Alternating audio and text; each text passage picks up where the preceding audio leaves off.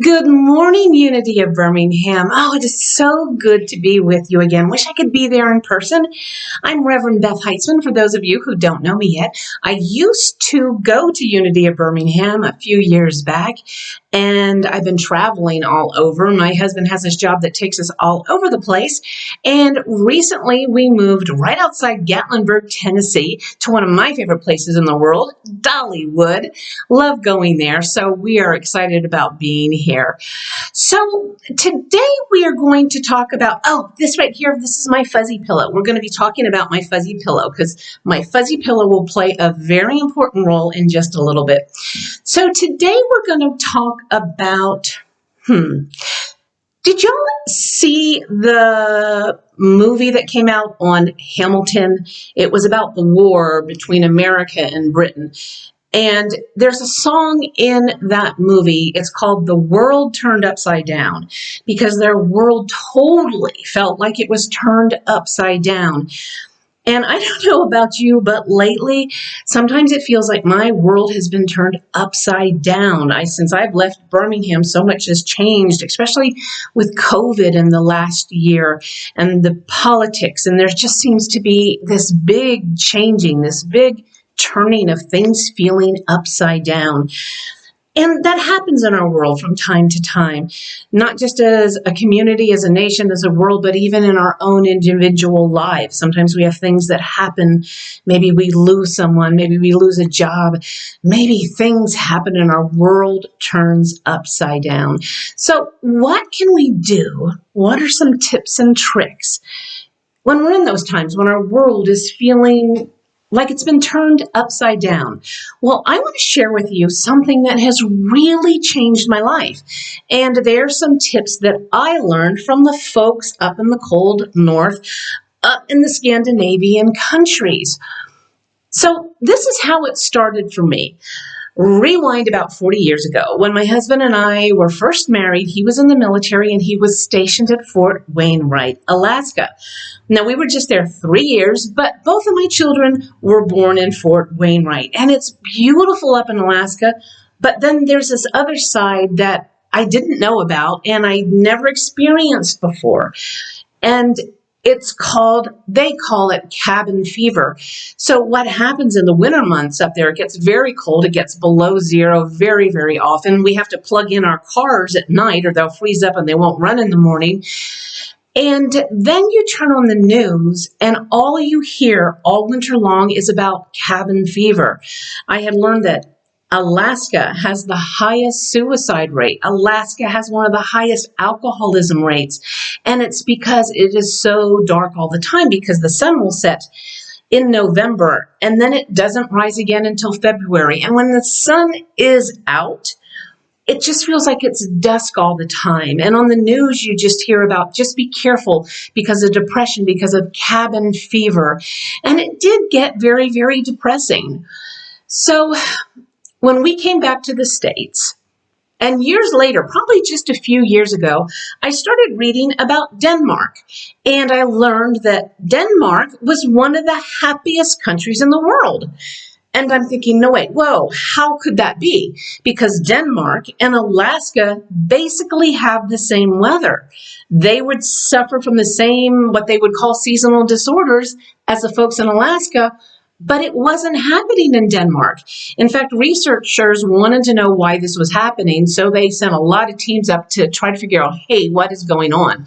One of the researchers that I really enjoyed reading her works, her name was Leibowitz. And let me see if I can pull down my notes right here to give you the correct information about her. Her name is Carrie Leibowitz, and she's a PhD candidate at the time of writing her article in social psychology in Sanford. And she went north of the Arctic Circle to find out what is going on with these people, because she's from the north, maybe Michigan. It was one of the cold states. So she was used to the cold, but she realized the people up in the Arctic Circle and north had a whole different perspective of winter than she did. When winter came, they would want to bundle in. It's like, oh my gosh, they can't wait till spring comes till they can get out of the house. But they found up in the Scandinavian countries, they love winter. They have a neat relationship with it. They don't see it as depressing. They see it as a chance, and it's full of opportunities. And she said after being with them for the winter months, she learned to love winter too. So I really wanted to learn more about this loving of winter and why Alaska and their relationship to the cold was so different than the people in the Scandinavian countries. So I found on YouTube a woman named Diane in Denmark, and as it goes to show, she lives in Denmark, and she shares her life living in the cold regions. And I just kind of laughed because some of the things that she says are so different from my way of thinking. Like, for instance, they ride bicycles almost everywhere they go, and it doesn't matter if it's cold, it doesn't matter if it's 20 below, it doesn't matter if it's raining. That is not even of consequence to them. Their attitude there is that there's no cold weather, just bad clothing. The weather's never bad, it's just your choice of clothing that's bad. They don't see it as any type of deterrent to go out in it. And then they also do a practice, which they think is key in the Norwegian countries. It's called hookah. No, hookah, it's not like smoking this stuff. Hookah is, let me find my notes right here. Hyggee. And it translates into well-being. And it is commonly called the art of coziness. And the art of coziness is learning how to take these dark winter periods and instead of complaining about them or being at odds with it or staying inside or being against it, you create this well-being, this coziness with this, with the elements that are happening. So let me give you some examples. I have two socks. Here's my two socks. Here we go. Two. Like, for instance, this is how I noticed that my American experience is different than the Norwegian experience. Like when I was growing up, I was told, take the shoes off at the door because we do not want to mess. We live in Pennsylvania. It was winter. It would make a mess. No messes. And it was just very stressful. Let's get the shoes off or we're going to be in trouble. But in Norway, Diane, Denmark, they take their shoes off because they're trying to set the intention of hookah, the art of coziness, and they will get some wool socks or some comfortable socks, and when they walk in the door, they'll take off their shoes and put on socks because they want to set the intention of being cozy. And then one of the next things they might do, Diane does this all the time, is she'll light a candle, and you can either light a candle or use battery-operated ones like I've got right here. And you light it as a reminder to set the intention of how you want to show up. They do this in simple things, and I do it now as a practice. Like Diane, whenever she goes to wash dishes, she will light a candle to set her intention, to remind her, you know, these dishes are great because I have a family. These dishes are wonderful because they provide us food. And for me, dishes were, oh my gosh, I got to get this done. It's got to be over with so I can go on to the next thing. So the candles help set intention. And they do this throughout the country. If you go to Denmark in restaurants, she'll take video tours on her YouTube channel. She'll go to restaurants, even bathrooms, public bathrooms. There's candles all over the place because they do this as an entire country and a community, creating the winter season of hookah and coziness. So this brings me to my pillow. And I also have a blanket, very, very, very, very soft. Texture and feeling is very important when creating hookah. They'll create a hookah nook, which is a chair. And it's usually in a nook in a corner with a pillow on it where you can read a book, where you can grab your favorite cup that you really like, drink some tea, and relax. And just remind yourself of this intention to create hookah. Now, I have a couple of these throughout my house, and it's even when I'm not sitting down. When I walk from room to room, sometimes I'll just see my fuzzy blanket or I'll just see my soft, soft pillows, and it'll remind me that I have, how am I showing up today? What's going on? Am I feeling hookah or what am I bringing to my life right now? And, you know, it might be easy enough to bring hookah to the inside, When it's really, really cold outside, it's like here in around Gatlinburg, Dollywood, everyone likes to come in the winter and stay in their cabins where it's nice and warm with a fire. But they take hookah to the outside. As I said earlier, they ride their bicycles to everywhere they go. And something else they do almost every day, Diane, along with her friends, her best friend is Vivica, because she tells us every day, they go down to the water and they go ice bathing. Now, Diane and her friends are not the exception. This is the norm in those countries. So they go down there, right down in their little bicycles, go ice bathing. It could be below zero. They just go in for a couple seconds and then they're out. And I was thinking, oh my goodness, if I did that growing up, I would be yelled at like, what are you doing? You're going to get a wet head. You're going to get pneumonia. You're going to get sick.